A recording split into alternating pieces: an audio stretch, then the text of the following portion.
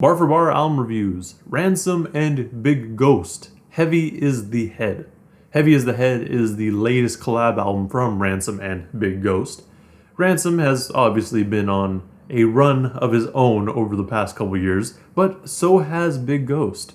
Most notably with his projects that he's done with Conway the Machine. And this album follows Ransom's last project, which dropped last month, 7, which I've also reviewed, so check that out if you're interested, and I thought it was really solid. This album comes in a total runtime of 27 minutes with 10 tracks, 2 of which are skits, so effectively 8 songs, so it's definitely a quick listen.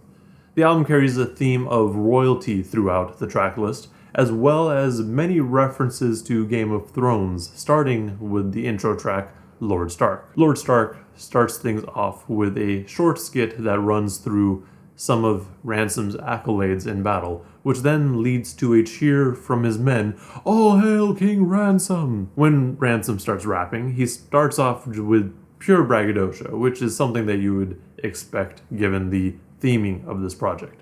One of the first lines that he says that really caught my attention was, "You want to flip a 9 to 5, somebody call Royce."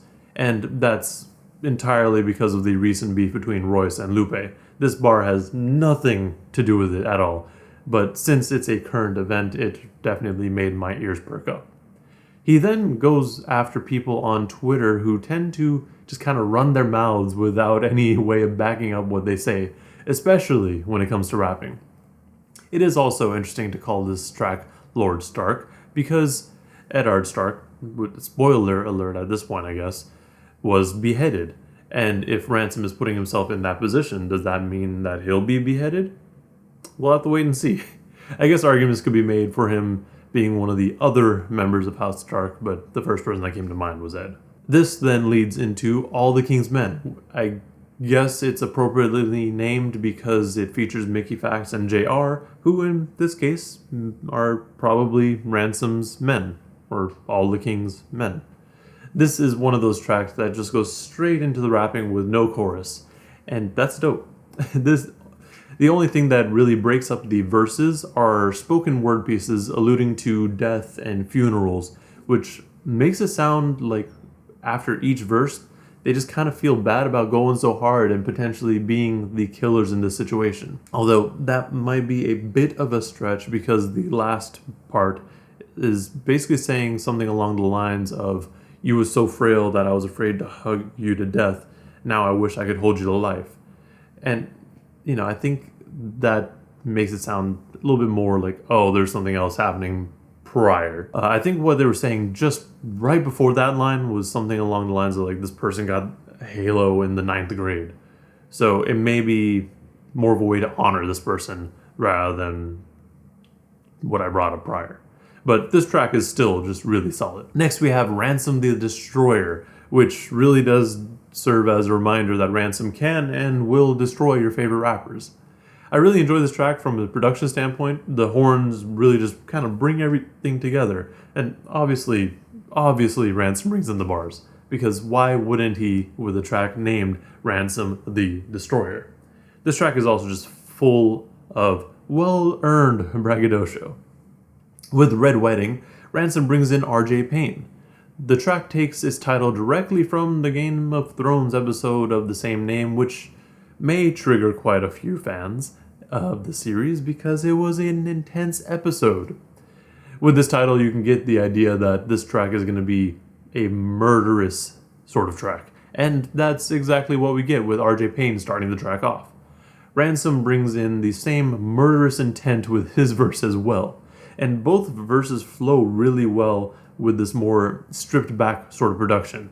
And it almost feels like a continuation of Ransom the Destroyer, with the final words being from Ransom, just saying Ransom the Destroyer.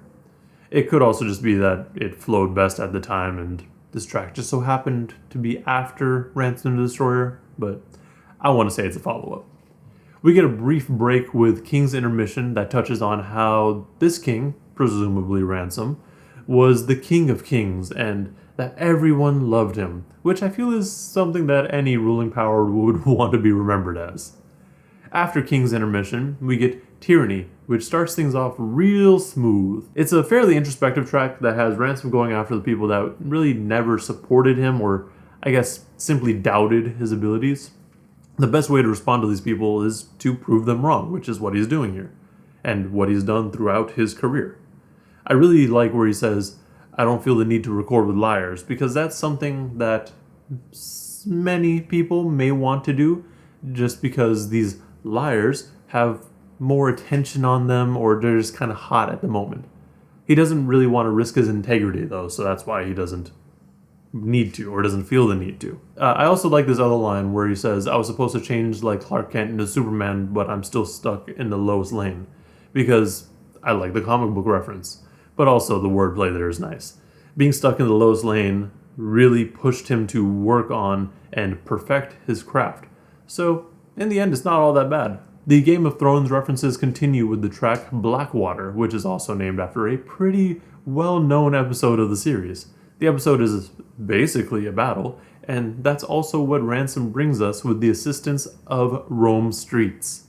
The production is a little bit different here and has more guitar influence to it, but I still dig it. Early on in the track, we get the idea that this is a battle, with Ransom saying, "If I shoot you, I might be brainless, but if you shoot me, well, then there'll be hits on your family and your wife is brainless." Which also reinforces the idea that Ransom has people that are going to fight for him even when he's gone, whereas the opposition might not. Rome Streets, as always, also brings in a really dope verse here. As we approach the end of the project, we get Off With His Head, featuring Lou from Paradise, Vinnie Paz, and Ill Bill. You may recognize Lou from Paradise as Lou the Human, and for some reason back when I first heard of him, I wasn't really big on him, but he definitely proved himself on this track.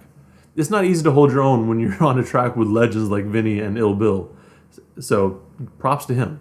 The production is a bit more laid back compared to Blackwater, but it works for this crew cut sort of track. It's a solid track overall, and I really like how Vinny was giving Ransom his flowers at the end of the track. The title, I guess, could also be seen as a callback to Lord Stark, who, like I said, got his head cut off, but that might be a bit of a stretch as well. Because Off With His Head is kind of a thing that a king would proclaim as well. We get one more skit with King's Landing just before the final track.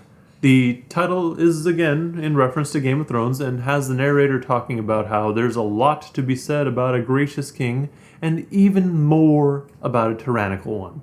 This is all said to remind us that if we're in a position of power, to be wary about how exactly we use that power.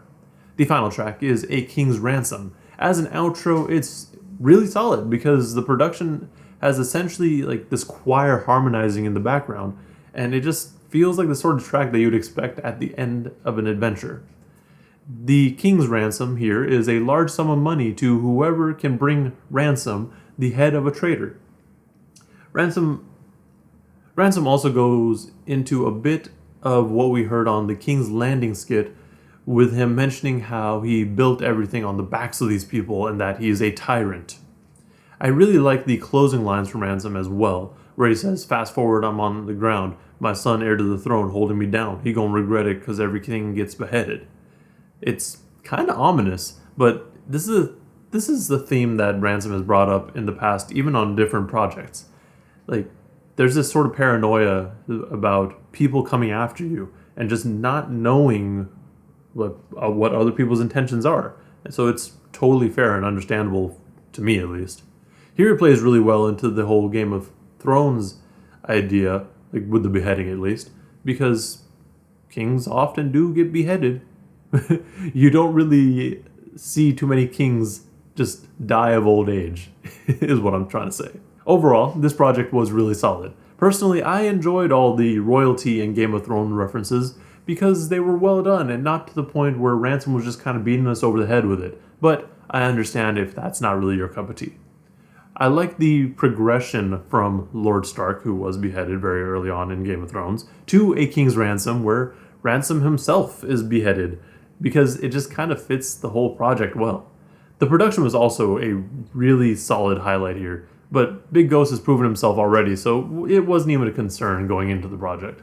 My favorite tracks here are Ransom the Destroyer, The Red Wedding, Tyranny, and Blackwater, but to be fair, all the tracks are really dope. Ransom continues to impress with every project, and this one was no exception. I can't wait to hear what's coming next because Ransom is really hyping it up online. Knowing him, we're likely to get more than one project before the year is over as well, and I just can't wait. That's all I have for this review. Let me know in the comments below what you thought of this album and what your favorite tracks are. Also remember to like and subscribe if you want to see more reviews and content like this. Thank you for watching, and please stay safe out there.